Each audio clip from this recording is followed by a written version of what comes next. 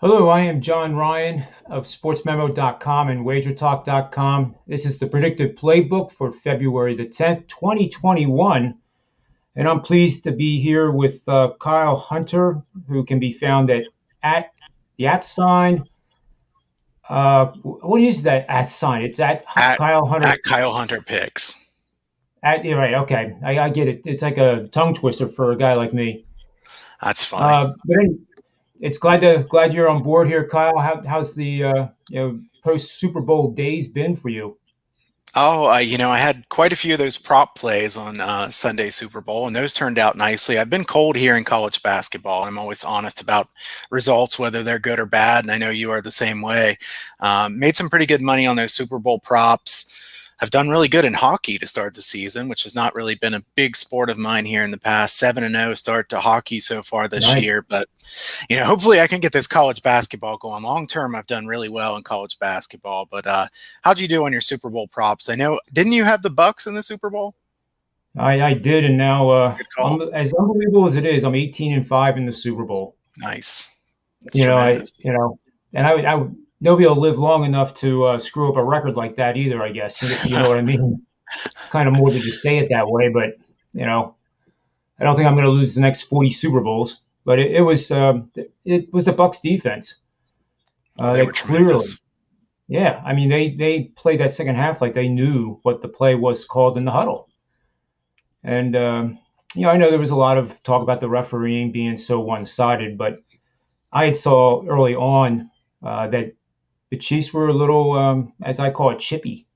They were holding onto the jersey a little bit. They were trying to mask it, literally almost trying to get away with it. And then to have that many penalties called in the first half, I think is on them. I don't think that was favoritism in any way, shape, or form. It's almost ridiculous to think that at the Super Bowl that the game could be possibly fixed.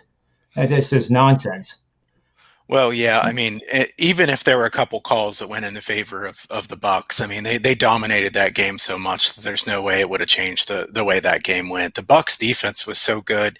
I will say Patrick Mahomes, I think he caught a little bit too much heat from that. I mean, he was in an impossible situation. I mean, the Bucks pass rush was tremendous. I mean, they were all over him every single play, and his wide receivers dropped a lot of passes. I mean, he was doing everything he could do. The Bucks offensive line was protecting Brady well. He had tons of options to look to. The running game was working really well. Jones had a good game. Fournette had a good game. The Bucks deserved it. Tremendous play on the Bucks there in that one, and I'm glad that we were able to give some good thoughts on that one last week. And Yeah. Super Bowl's over. Football will be back before you know it, though. I mean, I know it looks like it's a long ways away on the calendar, but we have plenty of action here with college basketball getting ready for March Madness not too far away, right?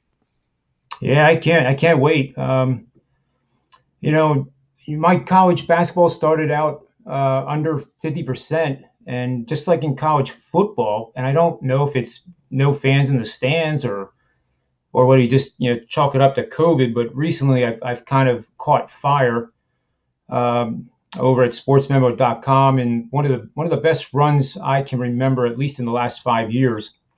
And I do have just a little slide here to show just briefly because over at sportsmemo.com is a little promo. I hate sales, but for $199, you can get the monthly subscription for March. And then they're throwing in February, the remainder of February for free. So it's Nice. I would like to think it's a pretty good deal. And don't think for a second that, I'm going to continue these kind of percentage clips. The best one I'm most proud of is this one right here, the last 57. That's a big sample size. If I can maintain somewhere between 60 and 65%, I think all my clients and myself will be very happy. So enough of Yeah. the sales pitch. Great run recently, John. Keep it up. I'm going to try. Same way as you do it, one day at a time. And I've been the dog far more often than I've been the fire hydrant. Yeah. That's for sure. So let's start with college hoops here, if you want, and Sure. let's take one of the games that you're that you have interest in, and I'm going to pull up the Haslam metrics if you want to use that Sure. for this game. And I think the first one was Greensboro, Furman and Greensboro.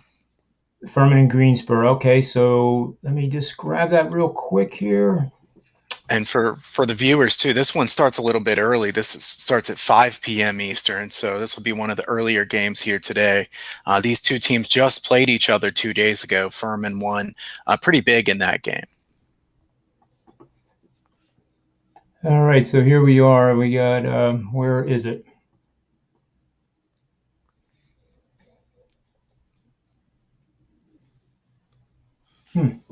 I thought it would be at the top. They might not be in time order, I don't believe. Let me switch the screens here so you can see it too. Greensboro.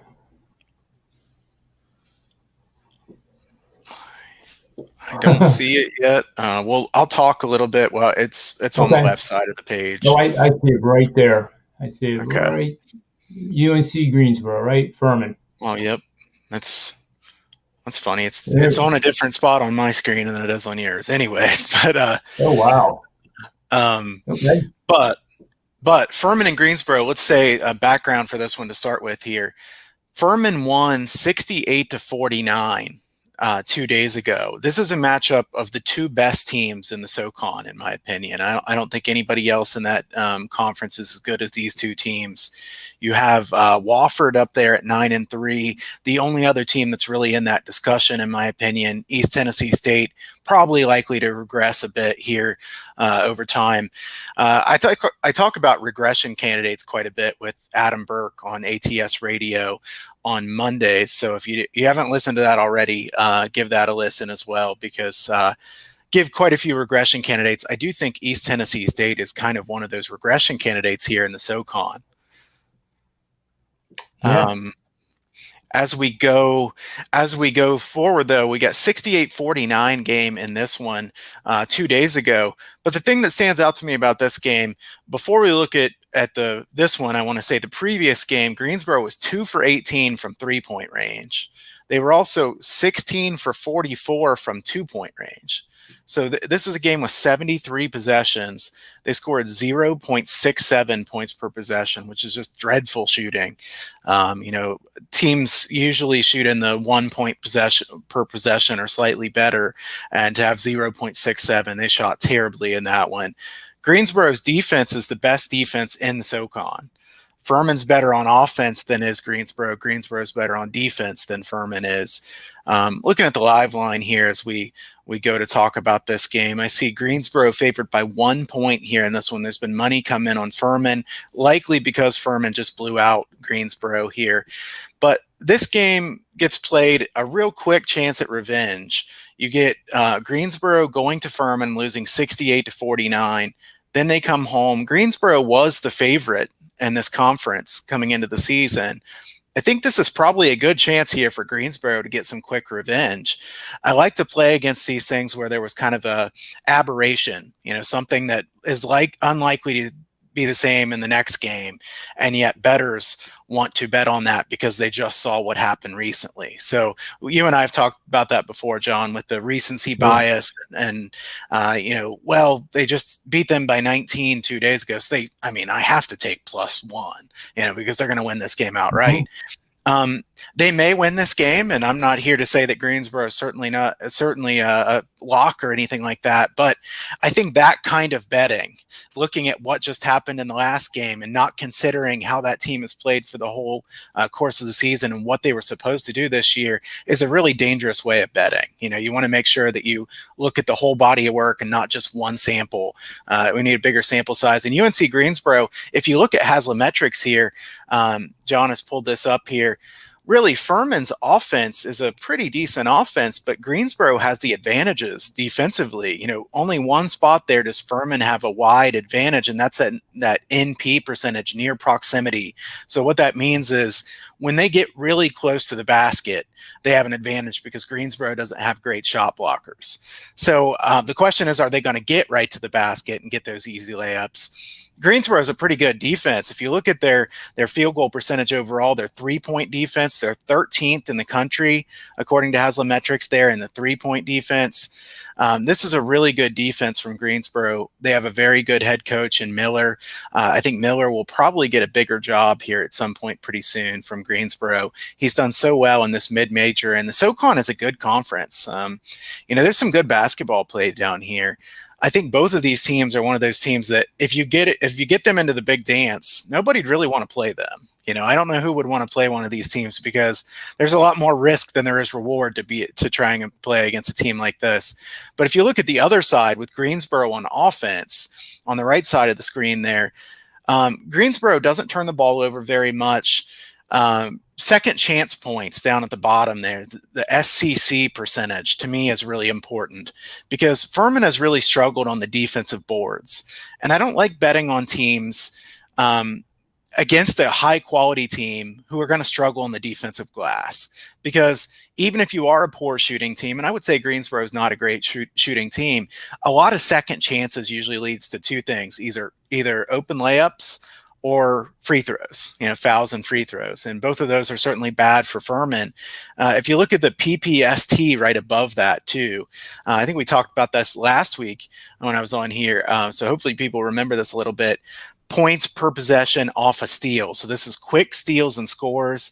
This is telling us that Greensboro does use a full court press. They use a zone press. If you've ever watched any of their games, guys, they use a zone press. They kind of back into their defense. And it's not really a press to speed up the game as much as it is to just kind of bother the opponent, make them take some time, get it up court. If you get a quick steal, you go ahead and go try to score.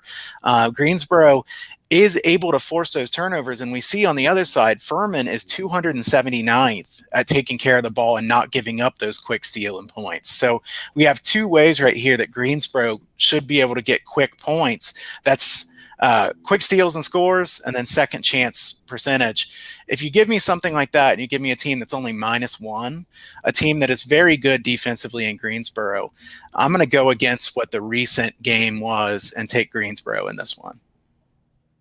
That's a great breakdown, Kyle. That's a tremendous educational way of teaching, especially new bettors out there, what it takes to identify a play. It takes a lot of digging and a lot of deep diving, and the combination of those parameters clearly is giving a play on UNC Greensboro.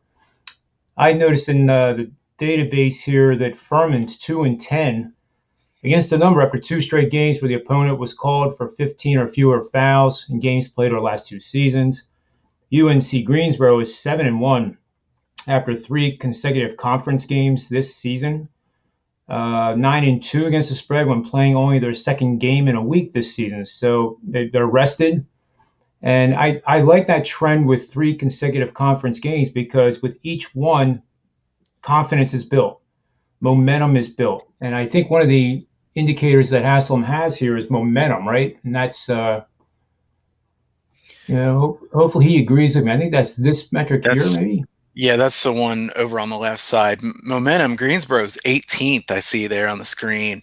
Furman is 300th. So we do have a big edge there. And some people think momentum doesn't have anything to do with sports. I mean, if you've played sports at all, I know momentum is hard to quantify.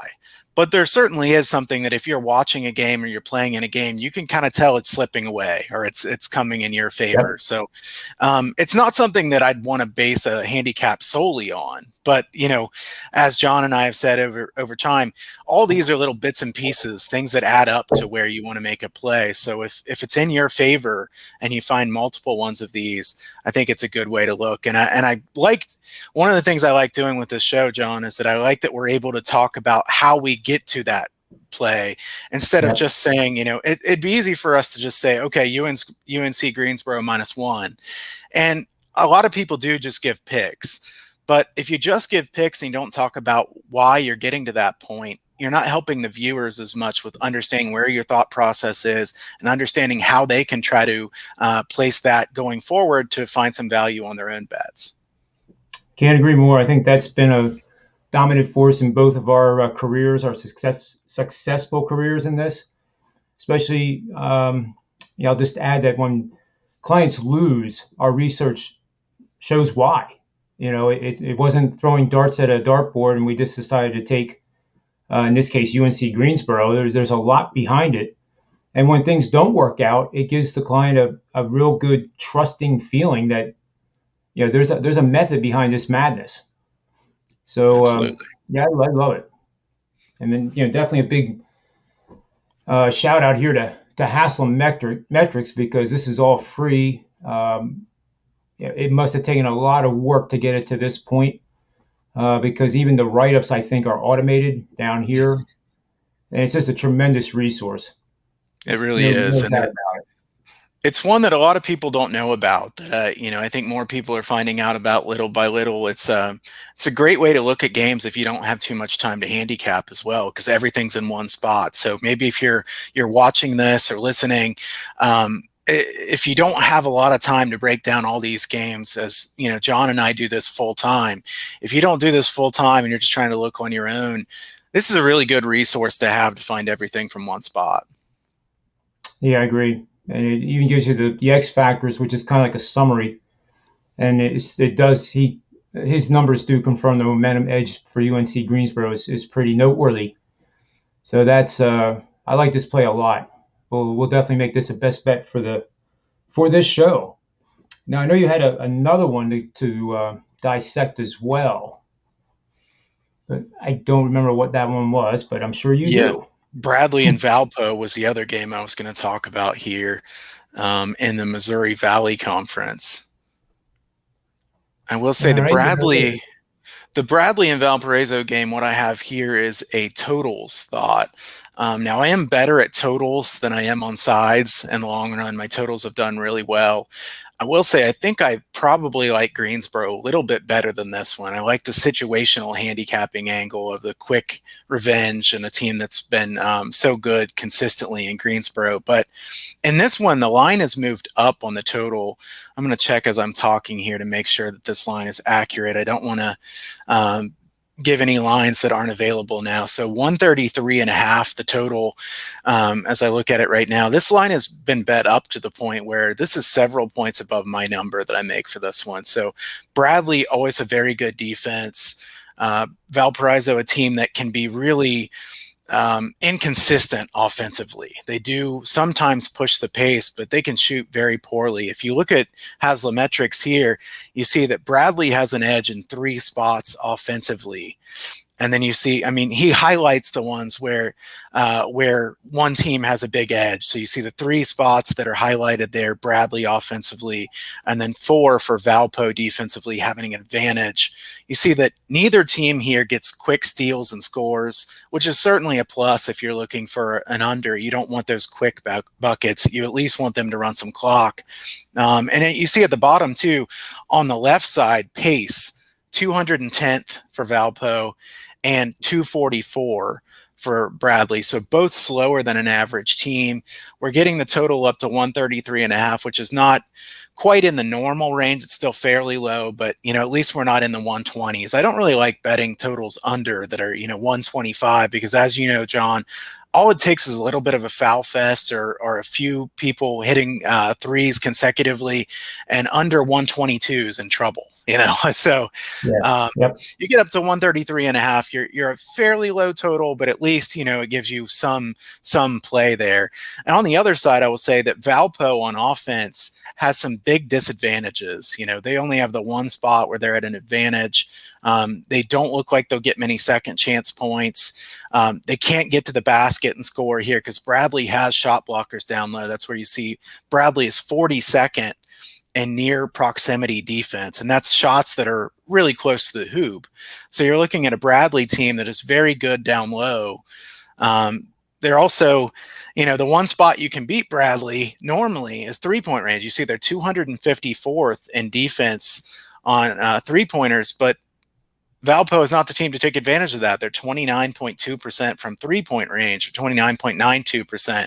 So to me, we don't see many edges for the offense here, and we see a slow-paced game. So I think this total has gotten a little bit ahead of itself, getting steamed up from about 131 up to 133 and a half. And, I know a lot of people say, well, 2.5 points, what's 2.5 points? John and I have done this long enough to know that a lot of these games do come down to one possession. So if you get 2.5 points, it makes a big difference. Yeah, no question. And little trend here from the database.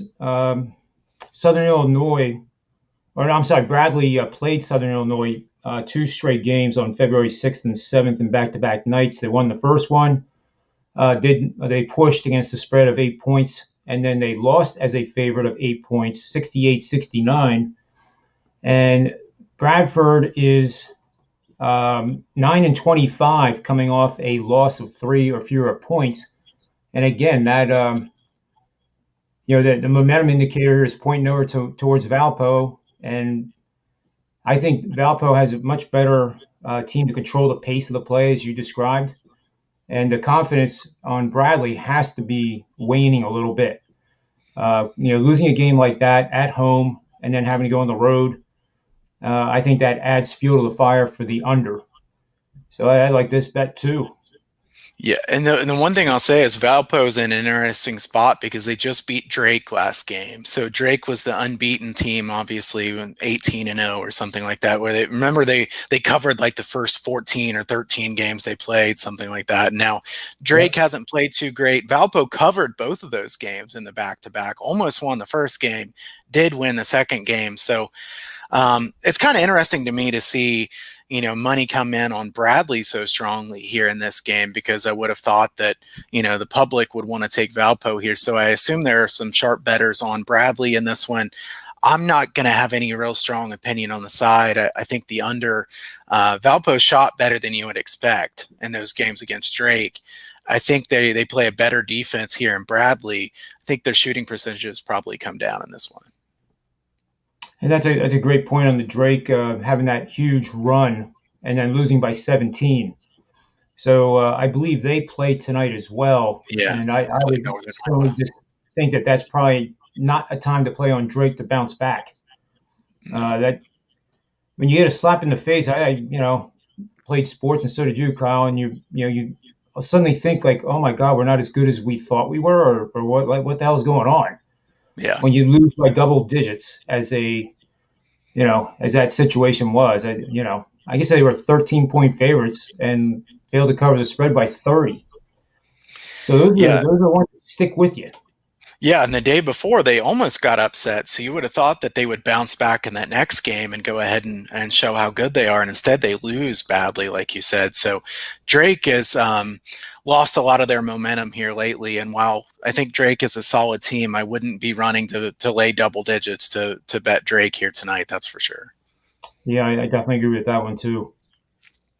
Let's see. Did you have a third game here? I'm just checking. Do you want to talk a Big Ten game here, Rutgers and Iowa?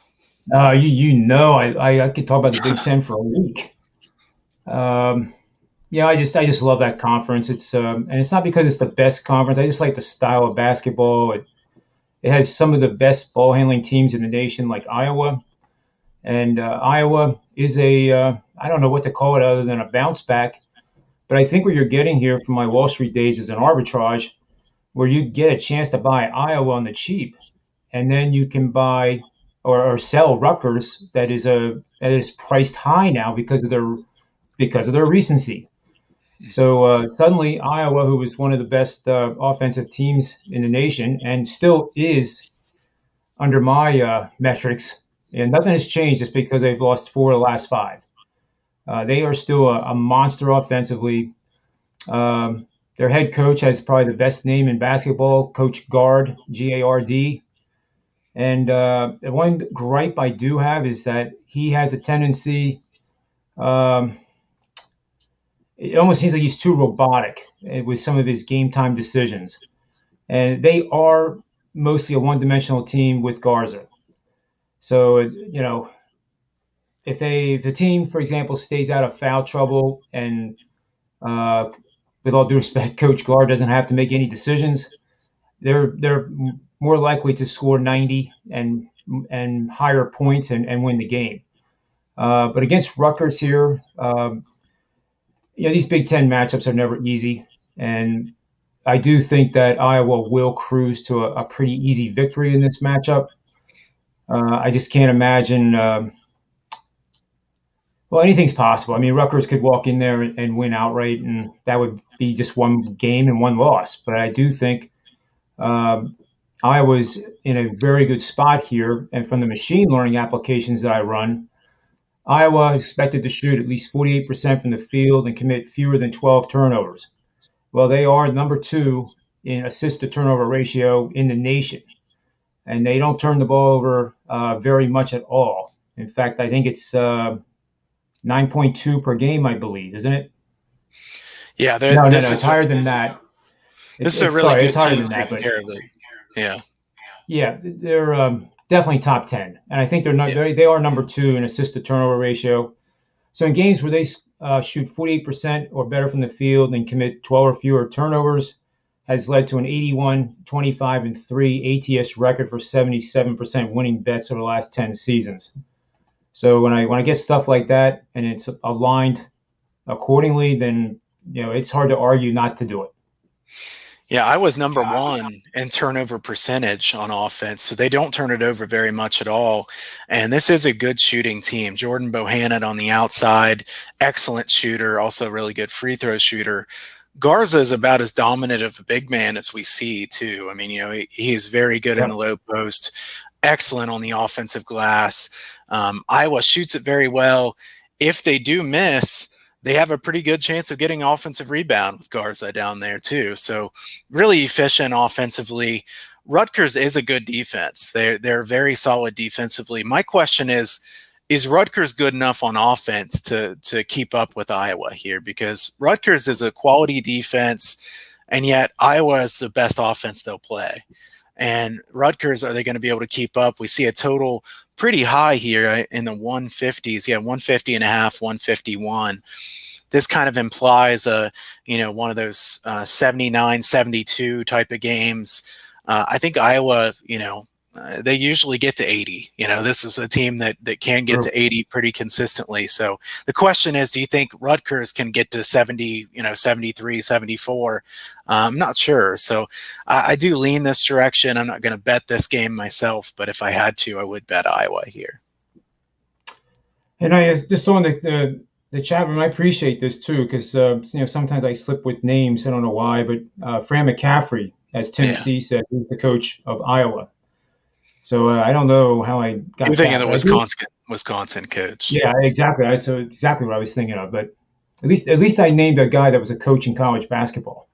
At least it was a football coach. Yeah, that's true. It's pretty good for a numbers guy. I mean, I'm not so good with letters, I guess. So we're in agreement on this, and I think too Haslam agrees with us as well. There are a couple. Momentum is going towards Rutgers, but I think this is where momentum can be a little iffy because it's 150th, but now 290th for Iowa during this 5-game stretch. But this is where I think when you get to this extreme and you have a ranked team that arguably is one of the best in the Big Ten, then anything approaching 300 is a buy. That's what makes me so bullish on Iowa, because it's hard to imagine that momentum number getting worse. Yeah, I agree with you. You wonder if it's not a very good team, they're somewhere in the middle.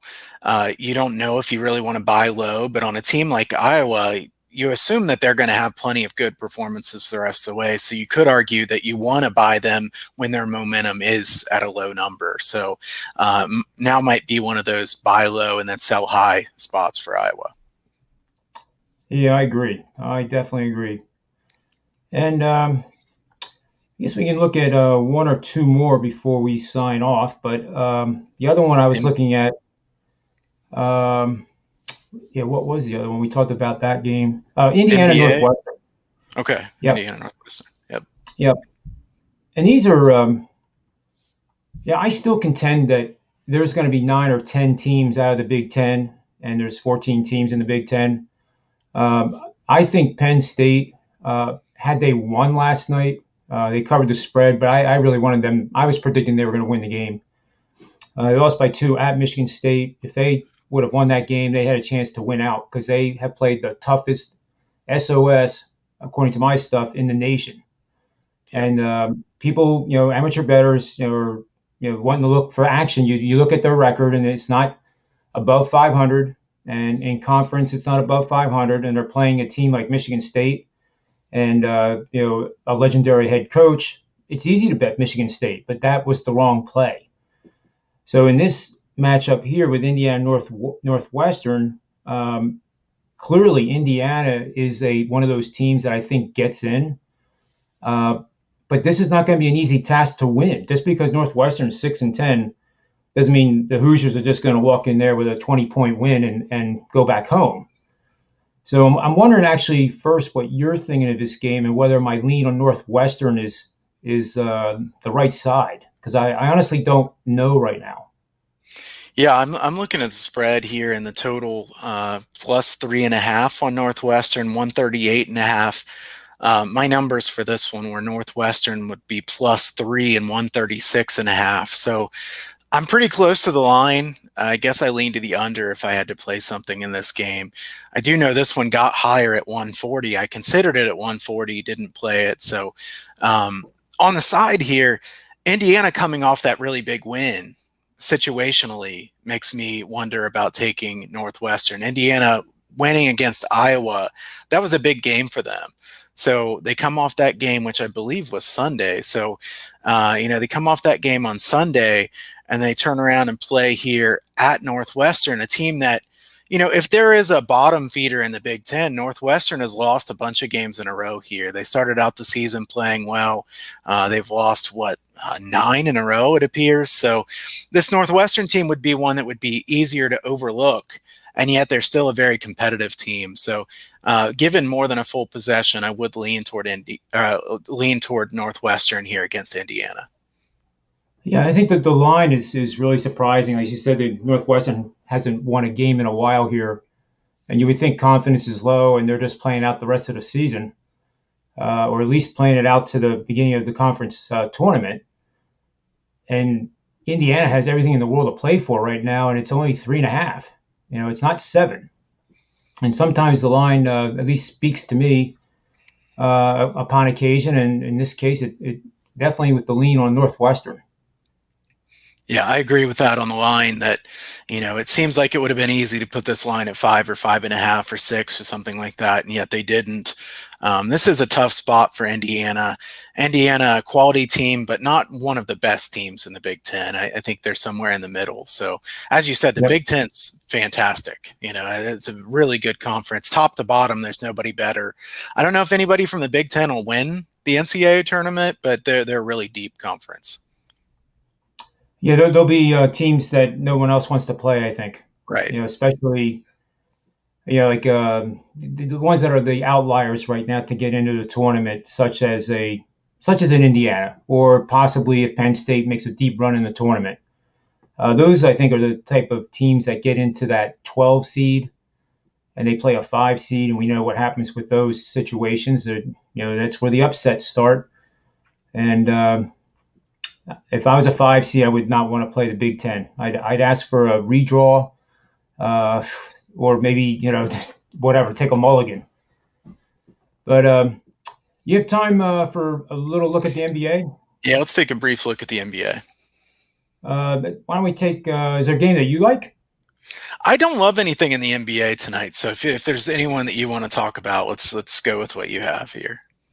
Well, the Bucks. The Bucks of Phoenix. And, I guess it was about 5 games ago, the media was ready to throw Milwaukee out in the trash. And lo and behold, I bought them a couple of times cheap after that losing streak. Milwaukee doesn't have many losing streaks.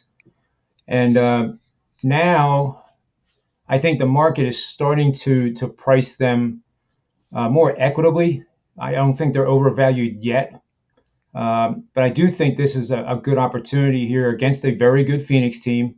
That's 14-9, the Western Conference, and Milwaukee's favored by 4.5. I've been playing the Sixers too. That they've been a large part of my winning run, and I still don't see the Sixers as being overvalued for what that's worth. I think they play tomorrow night. Um, Brooklyn's a mess. Um, I don't need you agree with me that that's not going to work.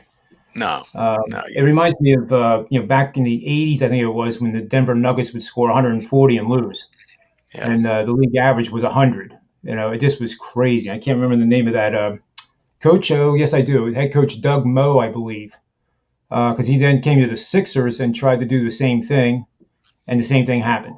It did not work. But I think Milwaukee is a contender. And I think it comes down to the Sixers and them. At the end of the day, we'll have to wait and see. In terms of the systems here, I do have one on Milwaukee I wanted to share here quick. Playing on road favorites of 3.5 to 9.5 points that are outscoring their opponents by 7 or more points per game after scoring 105 or more in 3 straight games, and playing against an average team with a differential of plus or minus 3 on either side of 0. So they're either getting outscored or they're outscoring by 3 or less. That has won 65% over the last 25 years on a 98-57 record against the spread. So that's a long-term system that has stood the test of time and is doing quite well, and it supports the Bucks tonight. What do you think, Kyle? You on board with me, or? I kind of like the under in this game. So as far as the side, no strong opinion here. The Bucks, like you said, were too undervalued there for a while. I think that at this point they're probably more fairly valued, like you said. The Suns are a decent team, so I'm a little bit worried to lay this many points on the road. I'm gonna lean to the under in this game, but I will say I didn't bet anything in the NBA tonight, so personally, nothing strong here. Okay, that's Want fair to talk enough. about the And Nets? Want to talk about the Nets game briefly here? yeah, that's always a Yeah. polarizing conversation with anybody. Let me just pull that one up, but you go ahead and start, and then I'll jump in. So I have to say that people may remember the game. The Nets played the Hawks there maybe a week or 10 days ago, and I took the under. It was going to be an under, and it went into overtime. I've had some pretty bad luck with those unders going to overtime here lately, but the Nets are just absolute money on the over here lately. And we're seeing totals. This one is 235. We're seeing them get totals in the 240s. For a handicapper like myself that's watched the NBA over time, for a long time, John, you remember this too. There were a lot of totals in the 190s. There were Yeah, totals 200. At one point, 210 was considered a high total, and now 210 would be one of the lowest totals you see. But betting totals of 240 something over the total, I can't do it. I just can't bring myself to betting over 240 something. At the same time, who's excited to bet a Brooklyn Nets under? Not me. I mean, this defense has been so bad. You wonder, sometimes it kind of looks like they're just giving up points so they can get the ball back quicker. I mean, I don't think this is going to work. I know a lot of people said, I know the Nets were favored to win the Eastern Conference as soon as they made those trades, which, as you just said, I think that was kind of disrespectful to the Bucks, even to the Sixers. I mean, some of the other teams in the Heat are a good team. I know they've had injury trouble and stuff like that, but some people had the Nets at even money to win the Eastern Conference. I that's mean, no nuts. way there should be even money to win the Eastern Conference. Obviously, they have a high upside and they could beat anybody at any point, but I don't trust them to win a series against a team with a good defense. So in this game, as far as the side, looking at this one with Brooklyn favored by 1 or 1.5, there's clearly been sharp money come in here on the Pacers. I can't blame them taking the Pacers plus 2.5 here. I wouldn't want to lay points with Brooklyn, let's say it that way, because I don't trust them enough. I think Brooklyn's a team that if you're playing a really good team and you're getting points with them, that's one thing. But if you're laying points with Brooklyn, I think it's a really dangerous proposition. And it's hard to lay points with a team that's that bad at defense. I can't agree more. And just watching that style of play almost makes me ill. It's the true matador defense, and I've always thought Kevin Durant got bashed too much for lack of defensive effort, but when it really counted in the playoffs, he did have a defensive presence. After all, he did come from Texas, which did teach defense at those seasons past. But in this situation, he's really the only one out there, and it's just kind of maddening. It's just not the type of basketball I enjoy. And I can remember when there was an All-Star game with a total of 250, and we thought that was nuts. Now we have regular season games that are that, and the All-Star games 310. So it's difficult to fade this because it is similar to what's going on in the stock market right now. You have several stocks that are just trending higher and higher, and you think about taking profits or possibly shorting them. But when you're standing on the train tracks and the train is coming through, you probably don't want to be doing that. You don't play a guessing game with a freight train and bet that it's going to stop before it hits you. And I think this is like the saying, never try to catch a falling knife. It's almost better in this situation, even though I like the under, and I would appear really smart, wouldn't I, Kyle, if I accurately predicted the under and it came through? Right. That would be like genius-like. But then you can look like a complete fool if they score 270 points tonight. And that's very possible. Yeah. It is. There's no doubt. So at the end of the day, I like tracking these types of situations because they are extremes, and they're, I don't know if they're sustainable yet. They might be, but it's better to wait and keep the powder dry than to try to, like I said, step in front of the freight train. So I hope tomorrow I wake up and I say, boy, I wish I would have bet the under. Yeah. That would have been better. Yeah, I think the Nets are a team that it's kind of tough to bet on the Nets games right now, because if you take games of theirs, we can't just assume that because they have three superstars it's going to go well. Not every team comes together like the Golden State Warriors. They pass really well. Kerr's a good coach. Having a guy like Klay Thompson, who I know is injured right now, really important. He's excellent on defense, a very good passer, also can score at any point. The Nets don't have any single guy like Klay Thompson or Draymond Green. They don't have somebody that can facilitate it. They all want to have the basketball. So I think that's a problem. Yep, I definitely agree with that. So I know you probably have to get going here. You and I could talk about this for like 6 hours straight probably, and realized that we were hungry and needed to get a burger. But I want you to tell people, where they can get your information and any specials you got running. You can have the mic and say whatever you want.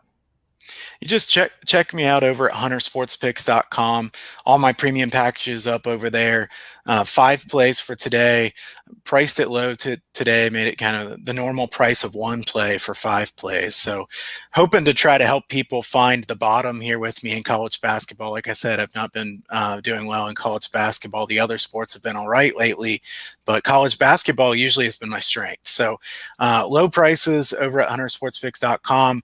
You can also, if you don't want to buy, you can go over there and sign up for the Free Picks newsletter. Send free plays over there. Those have been on a really good run long term as well, almost 60% in a sample size of, I believe, 170 some. So pretty good plays there from the free picks. And also I'll give you some free information over on Twitter at Kyle Hunter Picks. Follow me there if you haven't already.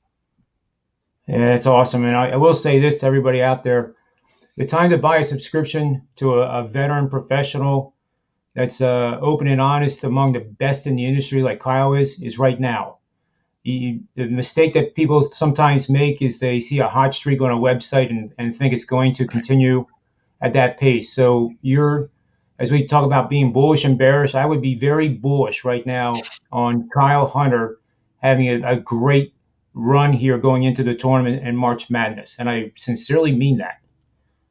So I guess that's it for today, unfortunately. But Kyle will be back here next Wednesday, if not sooner. And love having you on, Kyle, and appreciate it very much. And thank you to all the listeners and viewers out there. And just enjoy your evening and bet smart.